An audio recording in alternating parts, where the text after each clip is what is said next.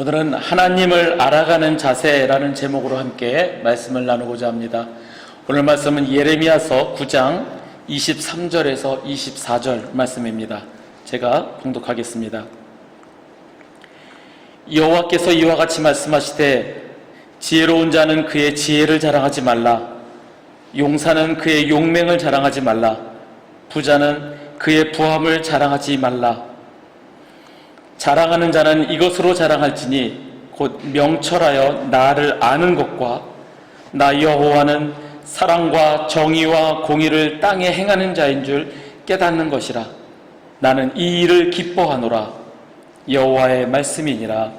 아멘. 흔히 갈라디아서를 작은 로마서 또는 로마서 개요서라고 말합니다. 왜냐하면 갈라디아서가 로마서와 마찬가지로 이신칭의의 원리, 즉 믿음으로 말미암아 구원을 얻는다, 이 구원의 원리를 기본 주제로 삼고 있기 때문입니다. 그런데 갈라디아서를 자세히 들여다보면 로마서와는 조금 다릅니다. 로마서에서는 이신칭의, 그 원리 자체를 설명하고 있지만 갈라디아서에서는 율법을 지킴으로써 의인이 될 수 있다는 소위 율법주의와 대조하면서 이신칭의의 원리의 진정성을 강조하고 있습니다. 갈라디아서 1장 6절에서 7절의 말씀입니다. 그리스도의 은혜로 너희를 부르신 이를 이같이 속히 떠나 다른 복음을 따르는 것을 내가 이상하게 여기노라. 다른 복음은 없나니 다만 어떤 사람들이 너희를 교란하여 그리스도의 복음을 변하게 하려 함이라. 바울이 갈라디아 교회에게, 갈라디아 성도들을 향해서 편지를 썼을 때 이 갈라디아 교회 성도들은 바울이 전한 그 올바른 복음을 받아들였고 올바른 신앙을 가지고 있었는데 불과 몇 년이 지나지 않아서 이 복음의 진리에서 떠나서 바울이 말하는 다른 복음에 미혹되어 있었습니다. 이 다른 복음이라는 것이 무엇이냐면 유대교적 율법주의자들이 와서 강요와 회유를 통해서 율법주의로 회귀하도록 하였습니다. 할례를 받아라, 이거 하지 마라, 저거 하지 마라, 율법을 강조하면서 율법을 지키는 것이, 그것을 통하여 당신들은 구원을 받는다. 물론 이 유대교적 율법주의자들이 예수 그리스도를 믿음에도 불구하고 그들은 율법을 강조하였던 겁니다. 그래서 바울이 이 갈라디아 교인들에게 편지하기를 다른 복음은 없다, 오직 예수 그리스도를 믿음으로 말미암아 구원이 있다라고 편지를 쓴 것이 이 갈라디아서이고 일종의 변증서 같은 것입니다. 이 유대교적 율법주의자들은 구원을 얻기 위해서는 예수 그리스도에 대한 믿음 그 외에 할례를 받아야 되고 구약 율법을 반드시 지켜야 한다고 주장하였습니다. 그리고 자신들의 주장에 힘을 더하기 위해서 바울을 깎아내리기 시작을 했습니다. 바울은 다른 사도들보다 열등하고 저 사람은 사도적 권위가 없다, 이렇게 주장하기 시작했습니다.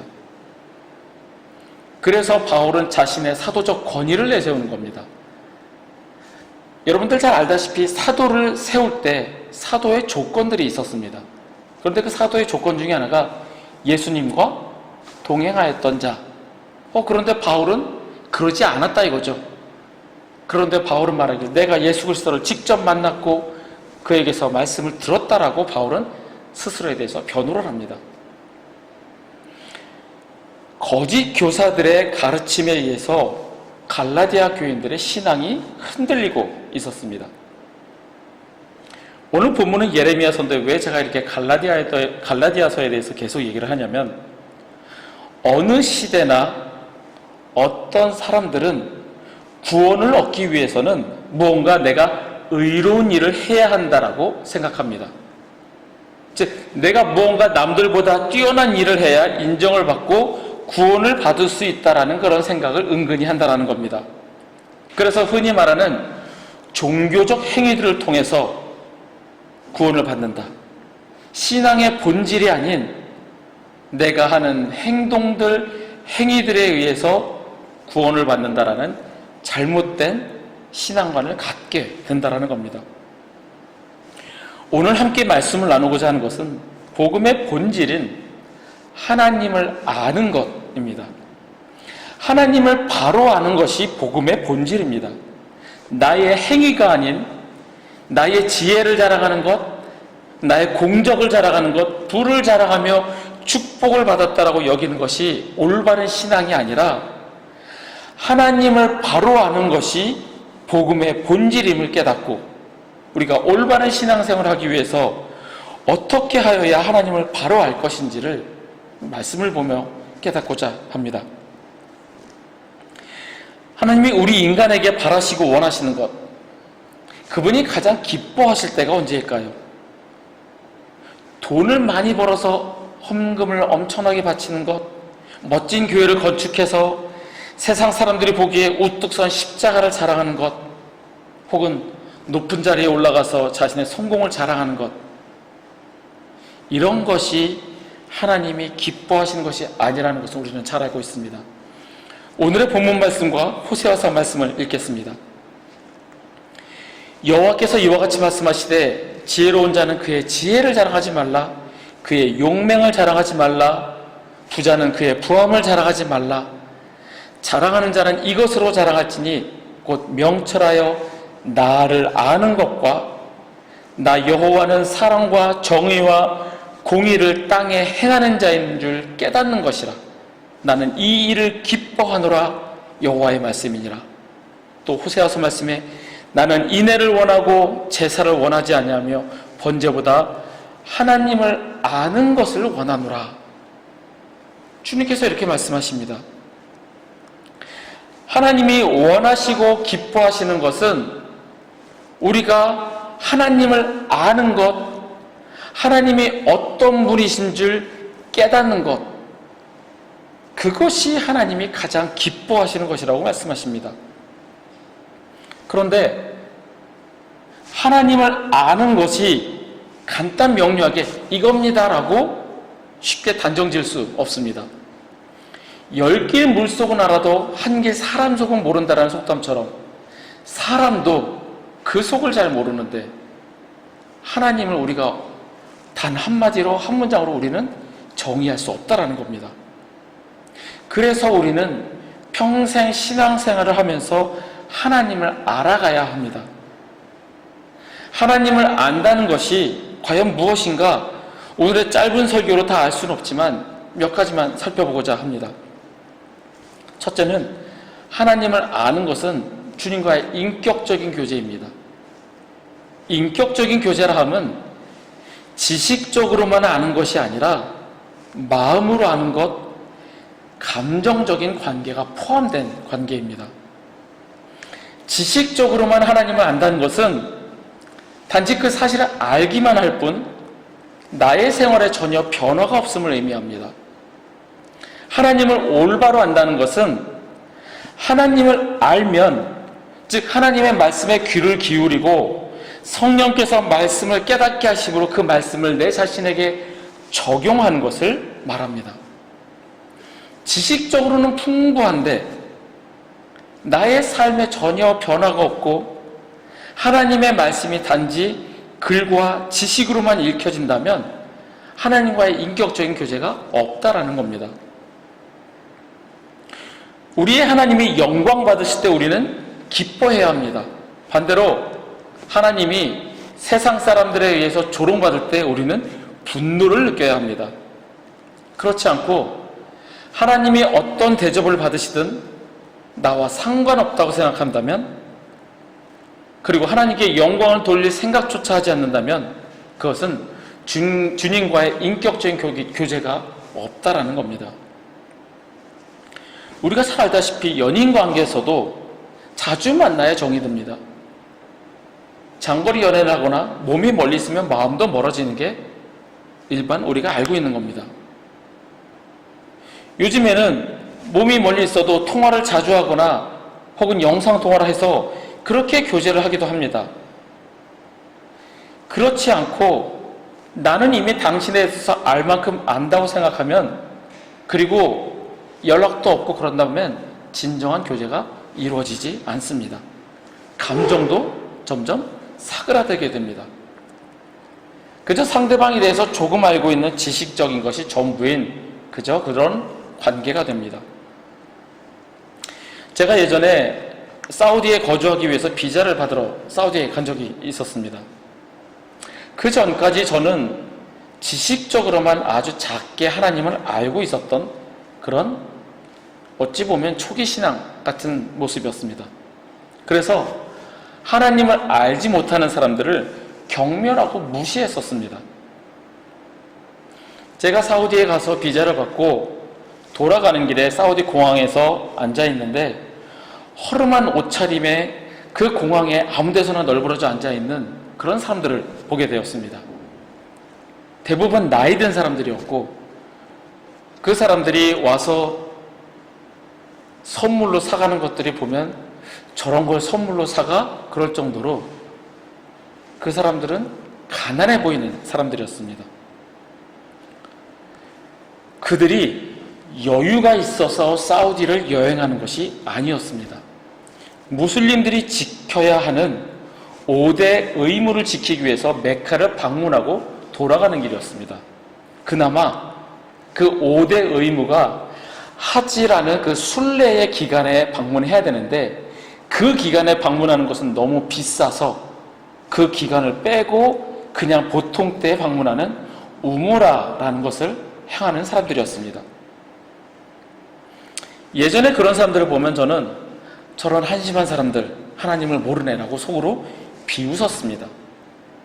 그런데 그날따라 제가 그들을 보면서 저도 모르게 제 안에 불쌍한 마음이 들기 시작했습니다. 진리를 알지 못하고 자신들이 믿는 거짓 종교의 의무를 지키기 위해 있는 돈 없는 돈 다 끌어모아서 메카를 방문하고 돌아가는 그들을 보며 궁일한 마음이 들었습니다. 저도 모르게 눈물이 핑 도는 겁니다. 그러면서 제가 기도를 했습니다. 불쌍한 저들에게 복음이 전해지게 해달라고. 하나님의 마음이 저에게 조금 전달되었습니다. 무지하고 진리를 모르는 그들을 향한 하나님의 긍휼하심이 저에게 조금이나마 전달이 되고 저에게 작게나마 그런 마음이 생겼습니다. 하나님을 안다는 것은 지식적으로만 하나님을 아는 것이 아니라 하나님의 마음을 느끼는 것, 감정적으로 주님과 교제하는 것입니다. 주님의 마음을 느껴야 주님의 그 마음을 내 안에 새기고 주님의 말씀대로 행하는 것이 바로 인격적인 교제라는 사실입니다. 두 번째로 우리는 하나님을 알기 위해 주님을 찾아야 합니다. 예수님께서는 찾으라 그러면 찾으려는 것이오라고 말씀하셨습니다. 이 말씀이 보물을 찾아라 그럼 너희들이 보물을 얻고 너희들은 부자가 될 것이다 이런 뜻이 아니라 주님을 찾으라 말씀하십니다. 하나님께서는 발견되기를 원하십니다. 하지만 그분을 찾는 자들에게만 그렇게 되기를 원하십니다. 하나님께서 다니시면서 너희들 나를 찾아라 이것이 아니라 우리가 찾으려 할 때 하나님은 발견되어지십니다. 말씀으로 하나님께서는 당신을 나타내셨습니다. 그 말씀을 읽으면 주님을 찾고자 하는 사람들에게 하나님은 발견되어집니다. 그래서 우리는 부지런히 찾아야 합니다. 내 할 것 다 하고 남는 시간에 가끔 찾는 것이 아니라 하나님을 아는 것이 가장 중요하기 때문에 우리는 전심으로 이 일에 전념해야 합니다. 부지런히 하나님을 찾아야 합니다. 그리고 우리는 겸손하게 찾아야 합니다. 이 말은 교만이라는 나의 가장 못된 장애물을 넘어서야 한다는 것입니다. 신은 사람들에 의해 만들어졌다라고 주장하는 도킨스 같은 사람이나 내가 하는 것이 전부라고 생각하는 그런 교만한 사람들은 하나님의 말씀을 받아들이지 못합니다. 왜냐하면 내가 아는 게 많고 내가 제일 잘났기 때문에 하나님보다는 내가 먼저라는 겁니다. 얼마 전에 TV에 자주 등장하는 어느 과학자가 말하는 것을 들었습니다. 자기가 과학자로서 연구를 해보니 창조란 없다라는 겁니다. 자신이 가진 지식이 전부라고 착각하기 때문에 그가 가지고 있는 그런 교만은 하나님의 말씀을 받아들이는데 방해를 합니다. 우리의 지성은 한계가 있습니다. 우리의 생각 자체로는 영적인 진리를 발견할 수가 없습니다. 그래서 나의 교만을 내려놓고 겸손하게 주님을 찾을 때 우리는 주님을 발견할 수 있습니다. 마지막으로 순종하는 자세로 찾아야 합니다. 아마 가장 어려운 조건일 겁니다. 왜냐하면 하나님을 찾을 때는 그 생각을 바꿀 뿐만 아니라 내 자신의 삶까지도 바꿀 준비를 해야 되기 때문입니다. 하나님의 메시지에는 율법이 있습니다. 그리고 도덕이 있습니다. 그 율법을 지키고 도덕적인 것을 행하기 위해서는 내가 가졌던 나쁜 것을 버려야 하고 하나님께 순종하는 마음이 있어야 우리는 하나님을 알아갈 수 있다는 겁니다. 하나님의 말씀이 진리라고 믿는다면 그 진리를 따라 행하는 것은 당연합니다. 그런데 세상 속에서 내 마음대로 살다가 하나님의 말씀대로 살아가겠다고 다짐하고 순종하는 것이 쉽지는 않다는 겁니다. 아까 전에도 말씀드렸지만 세상 사람들이 우리를 보기에 한심하고 재미없고 왜 저렇게 심심하게 살아가나 라고 볼 수 있습니다. 하지만 우리가 하나님을 믿고 하나님의 진리를 믿는다면 그 진리대로 행하는 것이 우리 믿는 사람들의 의무이며 그렇게 해나갈 때 우리는 하나님을 조금씩 알아갈 수 있다는 겁니다. 서두에서 갈라디아서를 언급하며 하나님을 올바로 아는 것에 대해서 이야기하였습니다. 뒤이어서 나온 에베소서에서는 하나님을 아는 것과 하나님을 섬기는 것이 분리된 삶을 언급하며 올바로 하나님을 믿는다면 그것이 그들의 삶을 바꿔야 한다고 바울은 이야기합니다. 즉 우리가 하나님을 알아가기 위해 주님을 찾기 위해 말씀을 읽으며 교제할 때 성령님께서는 우리에게 찔림을 주시고 감동을 주신다는 겁니다. 찔림을 받고 듣기 싫어서 멀리한다면, 주님과의 교제를 멀리한다면 주님을 알아갈 수 없습니다. 성령님께서 우리 마음에 감동과 찔림을 주실 때 순종하는 마음으로 그 말씀대로 행하며 나아갈 때 우리는 하나님을 알아갈 수 있습니다.